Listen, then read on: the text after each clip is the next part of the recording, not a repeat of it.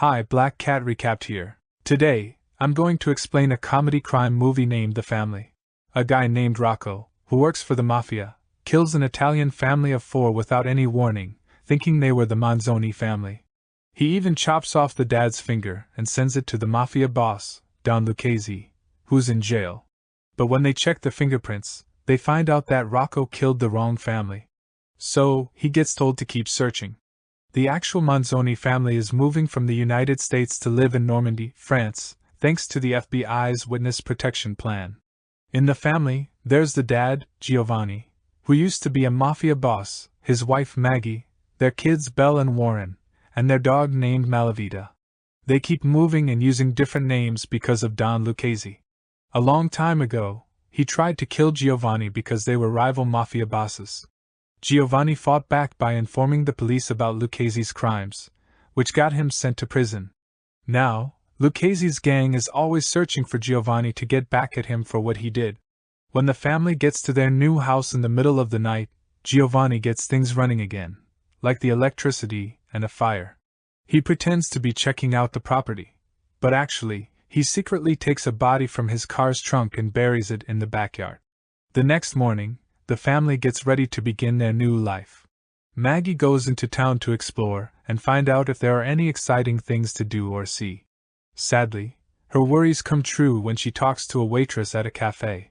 The waitress tells her that this town is quite small and doesn't offer much in the way of activities.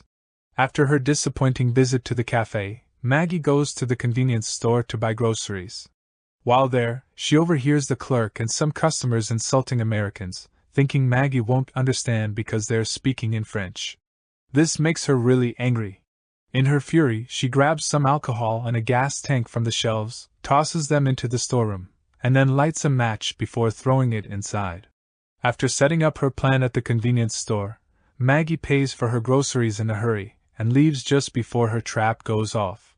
Later, she has lunch at a fast food restaurant, where she unintentionally attracts people's attention by making a lot of noise while drinking her soda. Then, she visits the church, and during her visit, she has the opportunity to become friends with the priest. Belle and Warren start attending their new school. Warren, however, gets into a problem with some bullies pretty quickly. These bullies end up attacking him in the bathroom because he talked to them in a way that was overly smart and sassy.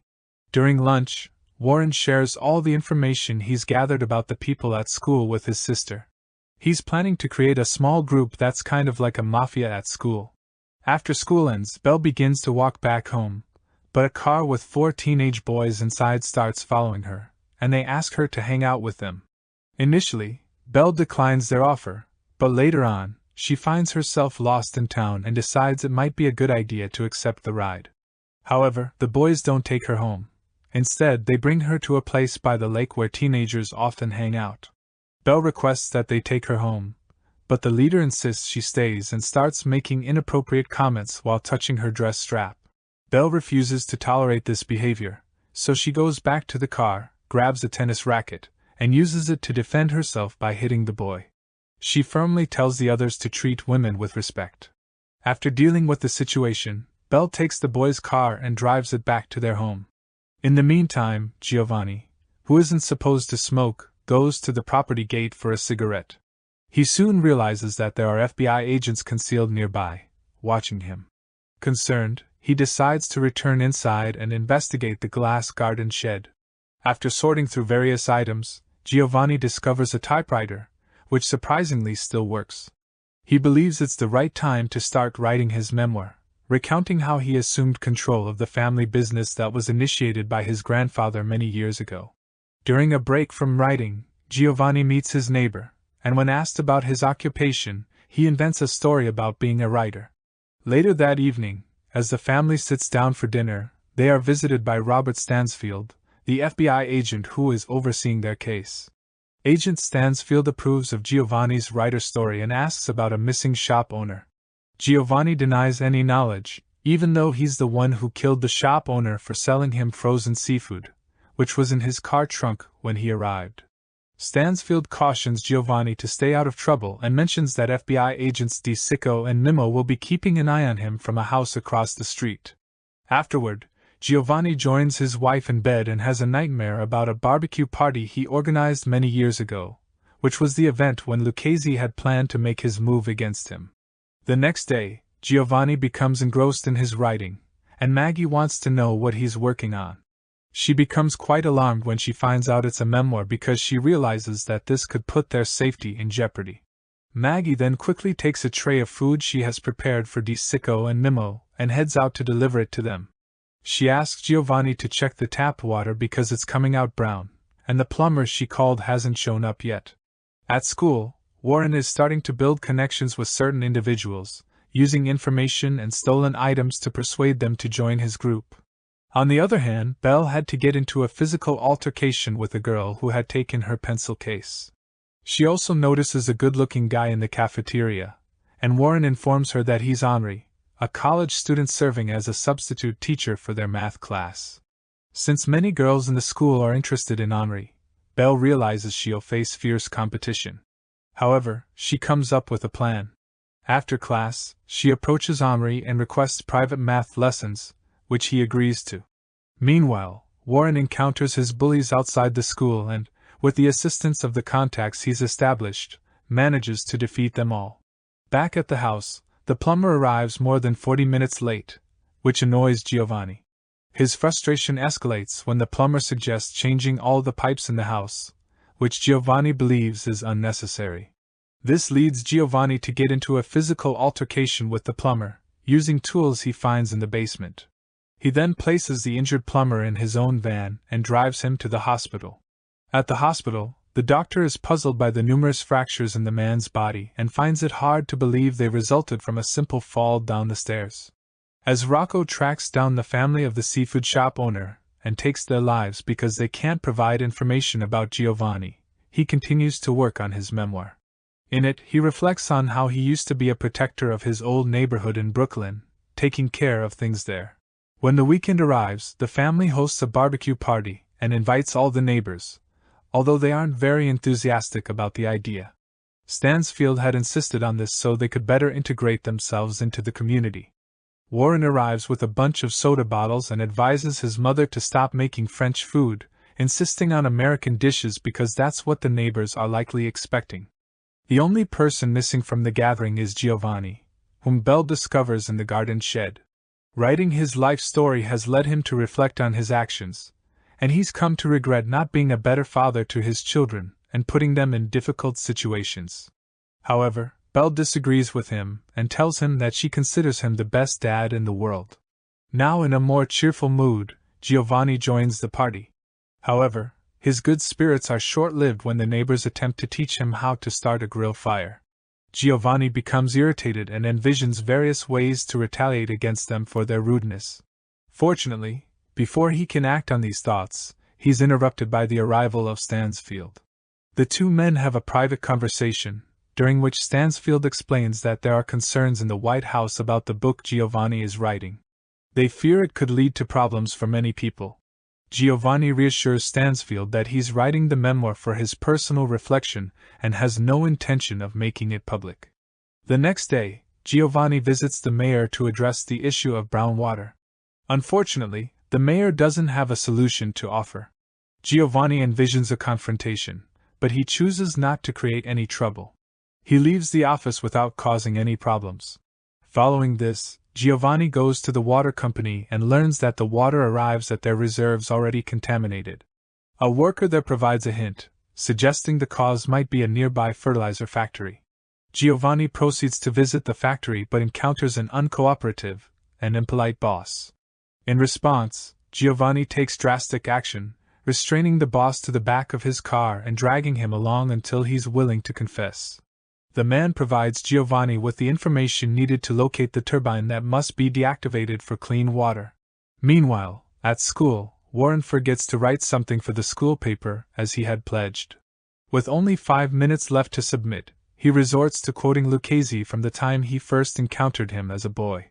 The newspaper circulates widely, serving various purposes, including being read on the plane and used for wrapping items. Eventually, it reaches Lucchese's prison cell. The elderly man instantly recognizes the quote and orders his men to locate Giovanni in Normandy once and for all. After her class, Belle visits Omri at his classmate, and their encounter leads to an intimate moment against a locked door. In the evening, Giovanni receives a call from one of the neighbors who attended the barbecue. The neighbor invites him to a monthly community film event where they watch a movie and then engage in discussions. Next time, they plan to watch an American classic and want Giovanni to join to lead the discussion due to his expertise as a writer. Giovanni agrees to attend the event, but since the FBI monitors his calls, Stansfield arrives shortly afterward to express his disapproval of the idea. Giovanni, however, disagrees and sees it as an opportunity to demonstrate their integration. He persuades Stansfield to join him at the event. The next day, the school board uncovers Warren's violent and criminal actions, prompting him to hurry back home. He seeks to obtain money and forge documents to make his escape to Paris, where he plans to begin his own illicit business, just as his father did at the age of 13. Before his departure, Warren bids farewell to his sister.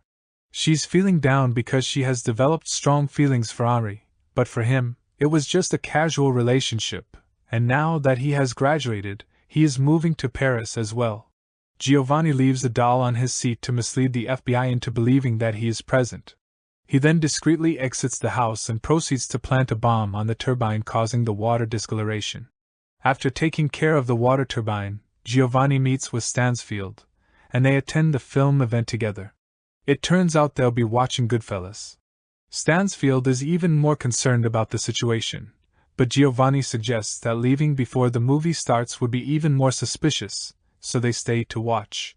Once the movie concludes, Giovanni is asked to share his thoughts on how accurately it represents real-life New York.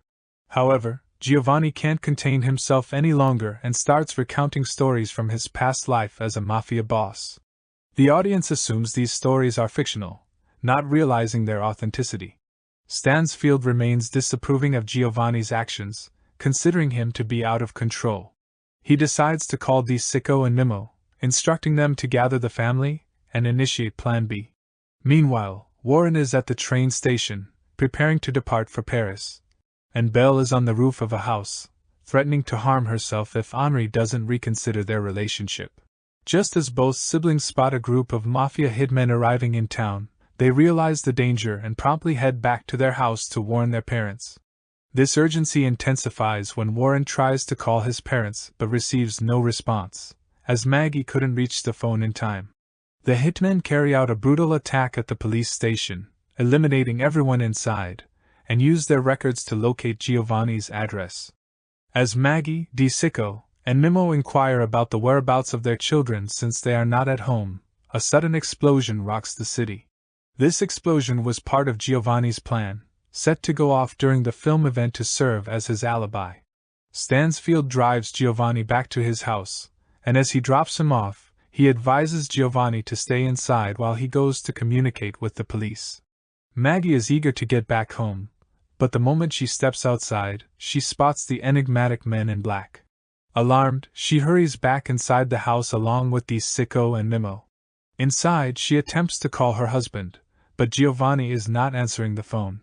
The hitmen arrive at the house and set off an explosion, causing it to burst into flames. They also take the lives of any neighbors who venture outside to investigate the commotion. Fortunately for Giovanni, he manages to survive by hiding in the garden. Maggie expresses her desire to go see Giovanni, but as soon as Sicko and Mimo approach the door, they are instantly gunned down by one of the hitmen. The hitman then threatens to harm Maggie before ultimately ending her life. At that crucial moment, Giovanni arrives and tackles the hitman, strangling him from behind. Maggie desperately searches for a knife and manages to stab the attacker, ultimately neutralizing the threat. Meanwhile, as the other hitmen are occupied inspecting the remains of the house and arguing about what to do with the dog, Warren and Belle arrive and seize some weapons from the trunks of the hitmen's cars. A fierce gunfight erupts, and during the exchange, Warren and Belle successfully eliminate most of the hitmen, except for Rocco. Unfortunately, Warren becomes unconscious after being affected by the recoil of his weapon. Belle leaves him on the ground and starts running away. Despite his age, Rocco proves to be remarkably resilient, pursuing Belle until Stansfield suddenly appears and runs over Rocco with his car. Although all the hitmen are eliminated, the family's true identity has been exposed. This forces them to once again relocate to a new town with new identities. Nevertheless, Giovanni finds solace in the fact that he had the chance to share his story with an audience, even if they believed it to be fictional.